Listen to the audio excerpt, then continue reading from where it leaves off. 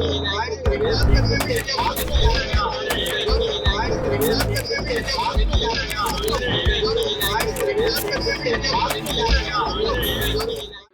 संबंध में केस की तफ्तीश के दौरान एसटीएफ करनाल के यूनिट और अम्बाला यूनिट के द्वारा जो कार्रवाई की गई थी, उसके दौरान जो गाड़ी वारदात में शामिल हुई थी, उस गाड़ी का पीछा करते हुए पुलिस ने 2 जो आरोपी थे सस्पेक्ट, उनको गिरफ्तार किया कल सेक्टर 12 करनाल के एरिया से।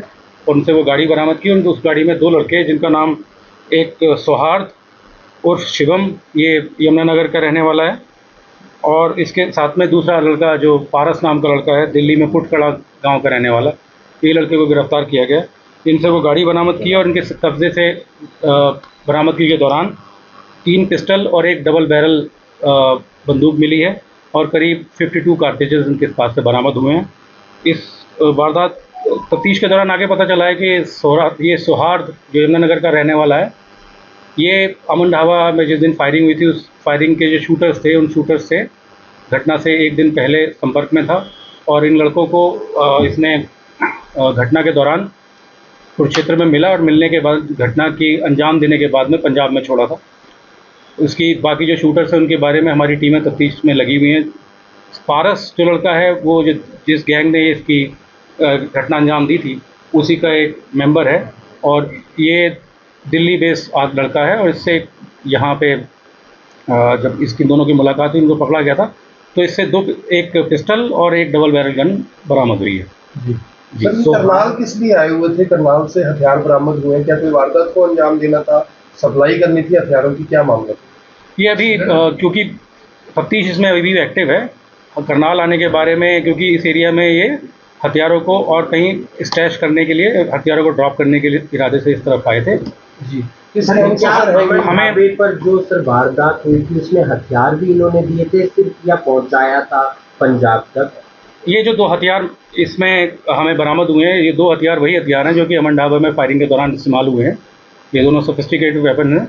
ये हथियार इसके पास गाड़ी में रहे थे और जब पंजाब में उनको छोड़ा गया था तो दोनों शूटर अलग चले गए थे। तो इन हथियारों को किसी और जगह डेड ड्रॉप के हमारे पास कई सारे और भी स्थान आए हैं जिन लोगों ने वो हथियार रखे या उठाए हैं, उसके संबंध में हमारी तफ्तीश जारी है। मामला क्या था? फिरौती का मामला था या क्या रंजिशन था, और गैंग कौन सा? अभी तक तफ्तीश के दौरान वो फिरौती के बारे में आई है कि इससे फ़ोन करके फिरौती मांगी गई है। इस संबंध में ये दिल्ली और हरियाणा में एक एक्टिव गैंग है। उस गैंग का हम नाम नहीं लेना चाहते, ये तफ्तीश का हिस्सा है। आपने बताया कि यमुनानगर से है, ये भी पहले भी यमुनानगर की एसटीएफ ने एनकाउंटर किया था। ये यमुनानगर से जो क्रिमिनल निकल के आ रहे हैं, क्या मामला है ये? क्योंकि आपको पता है कि हरियाणा में, खासतौर पर नॉर्दर्न हरियाणा के काफ़ी सारे लोग विदेश में काम करने के लिए या फिर अलग अलग माध्यमों से गए हुए हैं। उनमें से कुछ लोग अपराध की दुनिया में भी आ गए हैं, जो विदेश में बैठ के घटनाएँ कराने के लिए लोकल लड़कों को रिक्रूट करते हैं। इस संबंध में अपने पिछले 7-8 दिनों में देखा होगा कि करीब एसटीएफ के द्वारा 17-18 लड़कों को अरेस्ट किया गया है। तो विदेश से बैठ के जो हरियाणा के अनएम्प्लॉयड कुछ लड़के हैं, जिनके पास काम नहीं, उनको प्रभावित करके ये लोग घटनाएँ अंजाम कराने के लिए कार्रवाई कर रहे हैं। तो इस संपर्क में जो जितने इनक्रिप्टेड एप्लीकेशन हैं, इंस्टाग्राम या व्हाट्सएप के माध्यम से ये लोग इनके संपर्क में इनको रिक्रूट करते हैं। तो क्योंकि इस इलाके से ज़्यादातर बहुत सारे लड़के विदेश में गए हुए और आपराधिक गतिविधियों में शामिल हैं, तो रिक्रूटमेंट का जो मसला है वो इस तरह से प्रभावित हो रहा है। इनके ऊपर पहले भी मामले दर्ज हैं, सौहार्द और पारस। जो शिवम है, शिवम के ऊपर करीब 16 मुकदमे हमारे नोटिस में हैं, जो कि पहले मुकदमे दर्ज हुए थे, जिनमें जमानत पे चल रहा था।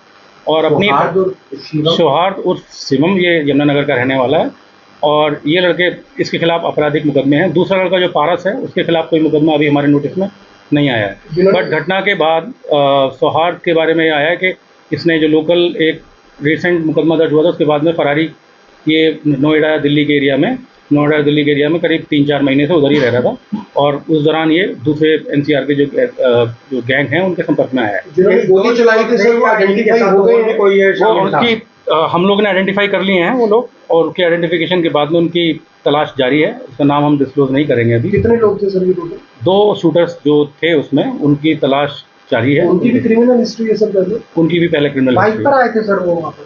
एक चोरी की बाइक, छीनी हुई बाइक, इनफैक्ट घटना से 2-3 दिन पहले शंभू के आसपास एक बाइक को छीना गया था। उस बाइक का घटना में इस्तेमाल किया गया था। इसके साथ साथ दूसरी जो बैकअप के लिए गाड़ी थी, वो गाड़ी इनके साथ में बरामद हुई है। सर इनके पास वेपन, आधुनिक वेपन होते हैं, कहाँ से मैनेज करते हैं ये सब?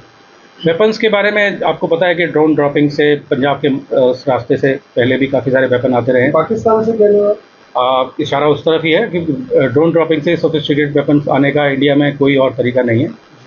उसके लिए मतलब समय समय पर अच्छी खासी रिकवरी होती नहीं है ये वेपन्स के लिए। वेपन की सप्लाई का हमें जो है सस्पेक्ट सप्लायर्स कौन है एग्जैक्टली, कहाँ के हैं, इसके बारे में भी सर ये जो गैंगस्टर हैं ये यूथ को सपने दिखाते हैं कि आप हमारे गैंग में शामिल हो, बड़े बदमाश बन जाओगे, यूथ को कोई मैसेज देना चाहेंगे? क्योंकि पहले भी इस तरह की बातें पुलिस की तरफ से यूथ को कही जाती रही है। आप लोग को अभी जितने लोग भी हमारे अब तफ्तीश में अरेस्ट हुए हैं इनके एसोसिएट के तौर पे या इनका कोई भी सामान प्रोवाइड कराने में या ठिकाने प्रोवाइड कराने में, वो अनएम्प्लॉयड लड़के जिनके खिलाफ कोई ज़्यादा उनका आपराधिक इतिहास नहीं है, उनको बरगला के उनको काम का या पैसे का लालच दे के ये लोग शामिल करते हैं। अभी तक जिसमें में ये क्लियर हुआ है कि ये जो लड़के खाली बैठे हैं या इनके पास कोई रोज़गार नहीं है, उनको बरगला के उनको अपराध की दुनिया में लाके दूर से उनसे अपराधी घटनाएं अंजाम दिलवा रहे हैं। हथियार कौन-कौन से बरामद हुए?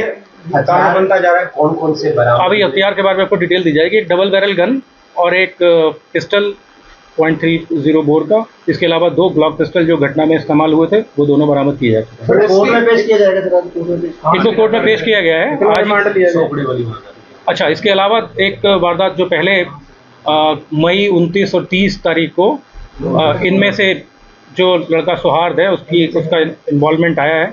फिर 29-30 तारीख की रात को सोगड़ा में गोली चली थी, उसमें ये लड़का भी इन्वॉल्व था। इसके साथ में दूसरा एक लड़का अनआइडेंटिफाइड जिसकी अभी पहचान की जा रही है, वो इसके साथ में 29-30 तारीख की रात को जो घटना हुई थी वो घटना में ये सौहार्द का इन्वॉल्वमेंट बाइक चलाने में, ब्रेकी करने में आया है।